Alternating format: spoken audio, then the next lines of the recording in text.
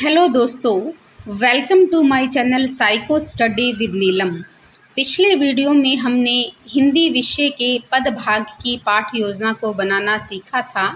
आज के वीडियो में हम हिंदी व्याकरण की पाठ योजना बनाना सीखेंगे, जिसमें हमारा प्रकरण रहेगा दीर्घ संधि। तो सबसे पहले प्रकरण को रेखांकित कर लेते हैं। उसके पश्चात इसके पहले सोपान पर हम आते हैं। तो दोस्तों, आप देखते हो कि जो पिछली पाठ योजनाओं में भी हमने इसी सोपान का प्रयोग किया था। इसमें जो हमारा सोपान है वो सेम रहेगा। इसमें सबसे पहले हमारे उद्देश्य आ जाते हैं, फिर उन उद्देश्यों से संबंधित अपेक्षित व्यवहारगत परिवर्तन आ जाते हैं। यहाँ जो उद्देश्यों की संख्या है वो 6 उद्देश्य हैं और उनसे संबंधित अपेक्षित व्यवहारगत परिवर्तन यहाँ पर दिए हैं, जैसे कि ज्ञानात्मक उद्देश्य है, अवबोधात्मक है, ज्ञानोपयोग है, कौशलात्मक उद्देश्य है और अभिरुचि से संबंधित उद्देश्य है, अभिवृत्त्यात्मक उद्देश्य है। तो इस तरह से 6 उद्देश्य हमने अन्य पाठ योजनाओं के समान इसमें लिए हैं। अगला जो हमारा सहायक सामग्री वाला सोपान है वो भी सेम रहेगा। फिर उसके पश्चात पूर्व ज्ञान से संबंधित सोपान है। सभी विद्यार्थी दीर्घ संबंधी के विषय में पूर्व जानकारी रखते हैं। उसके पश्चात हमारा प्रस्तावना प्रश्नों वाला सोपान शुरू हो जाता है, जिसमें प्रस्तावना प्रश्न जो होंगे वो होंगे हमारे देश का नाम क्या है, भारत दीर्घ काल तक अंग्रेजों के अधीन रहा। इसमें रेखांकित शब्द क्या है। विद्यार्थी जवाब देंगे दीर्घ संधि के विषय में आप क्या जानते हैं। ये हमारा समस्यात्मक प्रश्न रहेगा। उसके पश्चात संबोधन वाला सोपान है हमारा, जिसमें हम बच्चों को संबोधित करेंगे। ये भी सेम ही रहेगा। प्रिय छात्रों, आज हम दीर्घ संधि के विषय में विस्तार पूर्वक अध्ययन करेंगे।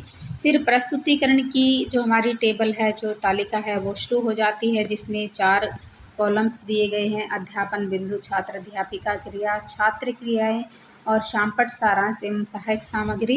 तो दोस्तों, ये जो हमारी पाठ योजना है व्याकरण विषय की पाठ योजना, ये गद्य और पद्य की पाठ योजना से अलग है। इसमें हम पाठ योजना बनाते समय या तो आगमन विधि का प्रयोग करते हैं या फिर निगमन विधि का प्रयोग करते हैं।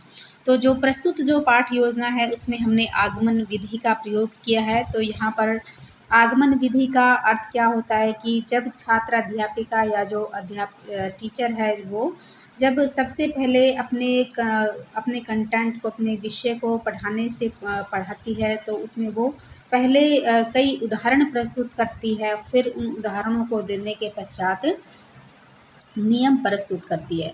तो जब हिंदी व्याकरण के किसी भी प्रकरण को पहले उदाहरण के माध्यम से और उसके पश्चात नियम के माध्यम से सिद्ध किया जाता है, तो यह आगमन विधि कहलाती है।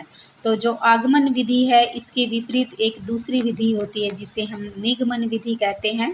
तो दोस्तों, आप निगमन विधि के माध्यम से भी हिंदी व्याकरण पढ़ा सकते हो। वो काफ़ी ईजी विधि होती है, जिसमें सबसे पहले नियम दिए जाते हैं और उसके पश्चात उन नियमों को उदाहरण के माध्यम से सिद्ध किया जाता है। यहाँ पर हम आगमन विधि के द्वारा पाठ योजना बनाना सीख रहे हैं। तो यहाँ पर पहले उदाहरण है और बाद में नियम है। उसके पश्चात आगे भी हम इस विधि में जितने भी नियम हैं उनसे संबंधित पहले उदाहरण दिए जाएंगे और उसके पश्चात नियम दिए जाएंगे। तो यहाँ पर आप स्क्रीन में देख रहे हो कि जो दीर्घ संधि नामक जो हमारा प्रकरण है उसमें सबसे पहले उदाहरण दिए जा रहे हैं और फिर नियमों के द्वारा उनको स्पष्ट किया जा रहा है। तो यहाँ पर देखिए, पहले हमने ए और ए का ए और ए से आ बनता है, ये नियम सीखा था। उसके पश्चात आ और आ से आ बनता है। फिर ई और ई से ई बनता है, ये इस नियम को हमने उदाहरण के द्वारा स्पष्ट किया। उसके पश्चात ऊ और ऊ से बड़ा ऊ बनता है, इस नियम को हमने उदाहरण के द्वारा स्पष्ट किया। तो आगे हम देखते हैं कि इसके पश्चात जो हमारा अगला जो सोपान है वो है नियमीकरण का सोपान है। इसको आप ध्यान से देखिए। तो जब हमने सभी नियमों को हमने उदाहरण के द्वारा स्पष्ट कर दिया, तो इसमें जो अगला जो सोपान है इसमें हम सारे के सारे जो नियम हैं उनको एक जगह लिख करके उनको बच्चों के सामने प्रस्तुत करते हैं। यानी कि सभी उदाहरणों को हम यहाँ पर सभी उदाहरणों से संबंधित जो नियम हैं उनको यहाँ पर बच्चों को समझाते हैं। तो यहाँ पर ये देख लीजिए, आपके सामने स्क्रीन पर है ए और ए मिलकर के आ बनते हैं। ए और आ मिलकर के आ बनता है, आ और ए मिलकर के आ बनता है, ई और ई मिलकर के ई बनती है, ऊ और ऊ मिलकर के बड़ा ऊ बनता है। तो इस तरह से हमने इन सभी नियमों को एक जगह पर सीखा है। अंत में फिर उसके पश्चात मूल्यांकन प्रश्न शुरू हो जाते हैं। मूल्यांकन प्रश्नों में हम अन्य पाठ्य योजनाओं के समान जो प्रश्न पूछते हैं वो विभिन्न प्रकार के प्रश्न पूछते हैं। तो यहाँ पर आप मूल्यांकन से संबंधित 5 या 6 प्रश्न यहाँ पर पूछ सकते हो। उसके पश्चात अंतिम जो हमारा सोपान है वह है गृह कार्य का। इसमें बच्चों को जो गृह कार्य दिया गया है वह है दीर्घ संधि के 20 उदाहरण लिखिए। तो यहाँ पर दीर्घ संबंधी से संबंधित 20 उदाहरण बच्चों को लिख कर के लाने हैं। तो दोस्तों ये थी हमारी हिंदी व्याकरण की दीर्घ संधि नामक प्रकरण की पाठ्य योजना। अगर वीडियो अच्छी लगी है तो लाइक और सब्सक्राइब ज़रूर करना। जय हिंद, जय भारत।